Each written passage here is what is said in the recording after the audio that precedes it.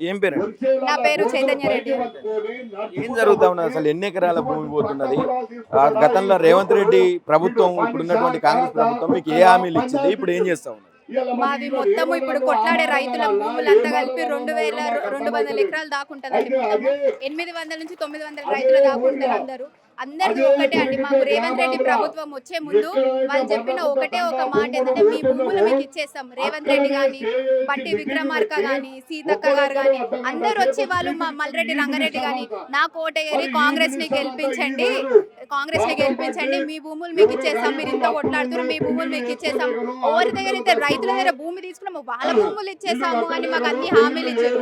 ఇప్పుడు ప్రభుత్వంలోకి వచ్చిన తర్వాత ఫార్మా సిటీ పేరు తీసేసి ఫ్యూచర్ సిటీ అని కట్టి, నేను ఫ్యూచర్ సిటీ తెస్తా, నేను హైదరాబాద్ ని ఫస్ట్ నెంబర్ తీసుకెళ్తా, ఏవో మా భూములు మాకు అక్రమంగా ఎప్పటి నుంచో కోర్టు కేసులో ఉందండి. దాదాపు 9 సంవత్సరాల నుంచి కోర్టు కేసులో ఉన్నాం మేము.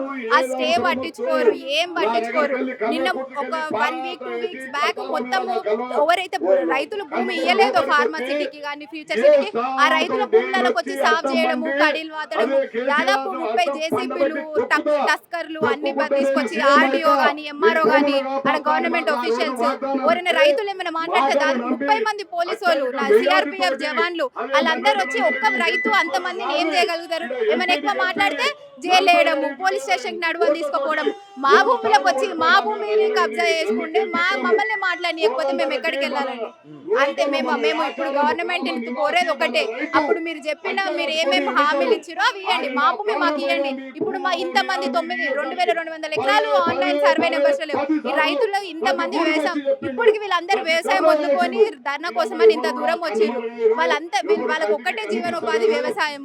వాళ్ళకి రైతు బంధు ఉండదు, రుణమాఫీ, ఏ ఫెసిలిటీస్ లేవు. రైతులకి గవర్నమెంట్ ఇవ్వాల్సిన ఏ ఫెసిలిటీస్ లేవు. అయినా కూడా వీళ్ళు వ్యవసాయం అప్పులు చేసైనా ఏం చేసైనా వ్యవసాయం చేస్తారు. రైతు బంధు ఇచ్చేది రైతులకు అప్పు కాకుండా ఉండడానికి. వాళ్ళకి రైతు బంధు అప్పులు చేసి వ్యవసాయం చేసినా ఆ భూములను కూడా గుంజుకుంటే వీళ్ళు ఎక్కడ పోతారు? ఏమనంటే జాబ్ ఇప్పిస్తా అంటాడు ఫ్యూచర్ సిటీలో. ఏం జాబ్ ఇప్పిస్తారు? వీళ్ళు రైతులు ఇంత సంతోషంగా, ఇంత రాజు లెక్క వాళ్ళ వ్యవసాయం వాళ్ళు చేసుకొని ఇంత దర్జాగా బతుకుతారు. అక్కడ ఊరికే తుడిచే పని మాకెందుకు? మాకు భూమి ఉంటే, మా ఊళ్ళకి భూములు ఉంటే వాళ్ళు వ్యవసాయం చేస్తారు. రైతు కూలీలు ఈ పత్తి ఏరడము, ఏమైనా పని ఉంటే వర్షాన్ని నాటడం, మా పనులు చేసుకుంటారు. ఇప్పుడు నుంచి వాళ్ళని అందులో వేసి మా భూమిలో మమ్మల్ని వలస కూలీలు చేసి, మా ఊర్లో మమ్మల్ని వలస కూలీలు చేసేస్తారు. అది మాకు వద్దు. మా భూములు మాకు కావాలి. మాకు రైతులకు అందాల్సిన ఫెసిలిటీస్ అందాలి. మా పేర్లు ధరణి కానీ భూభారతిలో కానీ ఎక్కాలి. అంతే మేము కోరుతున్నది. అంతే. పెద్ద ఎత్తున లగచర్ల భూ వివాదం చూసిండ్రు మీరు.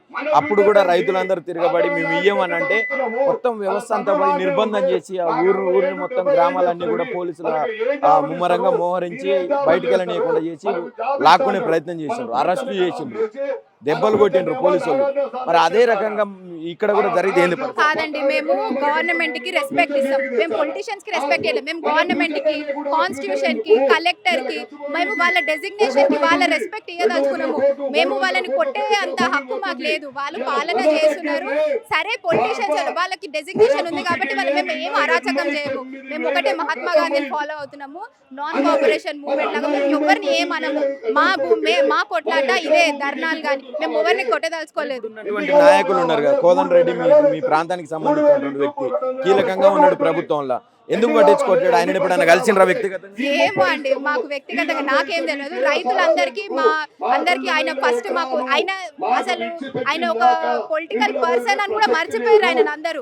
అయినా ఈ రైతు మూవ్మెంట్ లో మేము ఒక 2021 ఒక ధర్నా చేసాం. 2022లో ఆ ధర్నాలో ఆయనని ముందుకు వచ్చి మా కోసం నిల్చుంటాడు. ఈయన కాంగ్రెస్ తరపు నుండి మా మాటలన్నీ కాంగ్రెస్ ప్రభుత్వం తెలియజేశారని మేము ఆయన ముందు వేస్తే ఆయనే పోస్ట్ ప్రభుత్వం లాగానే పోస్ట్ తీసుకుంటూ మేము ఆయన దగ్గర పోతే చేస్తా ఎవరు అని అంటున్నారు. వాళ్ళు పట్టించుకోవడం లేదు, ఏం పట్టించుకోరు. ఎమ్మెల్యే మల్రెడ్డి రంగారెడ్డి అనుకుంటా, మరి ఆయన ఏం మాట్లాడుతున్నారు దీని మీద? ఆయన స్టాండ్ దగ్గరికి దాదాపు మేము 7-8 సార్లు వెళ్ళాం ఆయన మలక్పేట నివాసంలోకి. మా పేర్లు మాకు ఆన్లైన్ లెక్కియారు. ఫస్ట్ ఆ పని అయితే చేయండి, మా పేర్లు ఆన్లైన్ లెక్కియండి అంటే నేను కలెక్టర్ తోటి మాట్లాడతా, కలెక్టర్ బిజీ ఉండు, నేను బయటికి పోతున్నా, నేను బిజీ ఉంటున్నా, 60 రోజులు 30 రోజులు అని ఇప్పుడు డీలే. ఇప్పుడు వరకు ఇన్ని సార్లు ఇట్లనే సేమ్ ఇంతమంది రైతుల పనులను వద్దుకొని వెళ్ళినా చేపిస్తా ఇంకా ఏం లేదు. మేము ఆన్లైన్ లెక్కియాలని రంగారెడ్డి కలెక్టరేట్ ముంగల కూడా ఎన్నో ధర్నాలు చేసినాం. ఎక్కిస్తే ఇంకా ఇప్పటి వరకు ఏం లేదు. ఏం మాకు సొల్యూషనే లేదు. కోర్టు మాకు స్టే ఇచ్చినా కూడా ఇట్లాంటి పనులు కోర్టు కూడా కంటెంప్ట్ చేసి మా భూములన్నీ సాఫ్ చేయడము, రైతు వ్యవసాయం చేయకుండా చేస్తుంది. న్యాయస్థానాలను కూడా పట్టించుకోవట్లేదు. పట్టించుకుంటారు.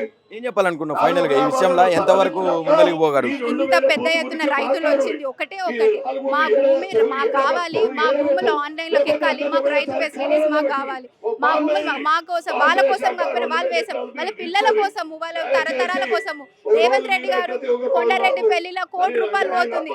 ఆమన్కల్ దగ్గర అంత అయినప్పుడు మా యాచారం 20 కిలోమీటర్లు అండి ఎయిర్పోర్ట్ మా ఇంటి నుంచి, మా ఊరు నుంచి. మాకెంత రేట్ ఉండాలి? వాళ్ళు ఇచ్చే 12 లక్షలు 16 లక్షలు ఏంది అసలు? అంత ఘోరంగా. రేవంత్ రెడ్డి ఏమో నేను భూమి అమ్మి నేను సీఎం నైనా అని ప్రెస్ మీట్ అలా చెప్తుంటాడు. మన ప్రెస్ మీట్ అలా చెప్తాడు. మరి మా భూములు మావి కావా? మేము ఏం స్థాయిలకు ఎదగొద్దా అని మేము